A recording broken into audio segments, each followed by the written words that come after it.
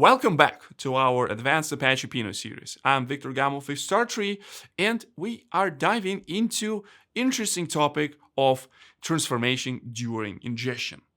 This is where we turn our raw data in insightful, actionable information. So let's get to it.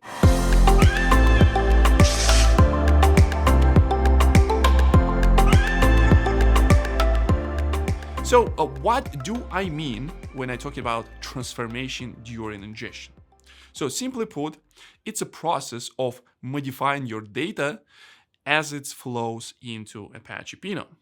In some cases, you don't have any control over how data was produced or how data was created in the first place before you ingest it to Apache Pinot, and you want to have a little bit more control.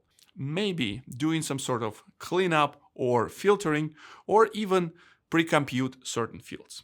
Transformations are super useful when you need to clean up your data or add calculated fields. By transforming during ingestion, we can ensure data is ready to be used or ready to be queried. So Apache Pinot supports transformation of data during ingestions.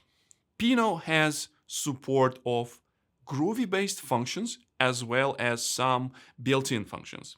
Transforms can be used while you're ingesting data or when you're actually running some queries. There's a bunch of built-in functions that are available in Pinot, and over the time, community keeps adding those. For example, there's a useful functions to manipulate your JSON payload or maybe extract certain JSON fields using JSON path expressions. Functions can be used to filter data, or functions can be used to transform data. There's also built-in capability to use functions that will be inline in your table config using Groovy scripting language. By default, Groovy functions are disabled, and in order to enable them, you need to go to controller configuration and enable Groovy. You can go into online documentations for Groovy language if you're interested in learning more about Groovy syntax.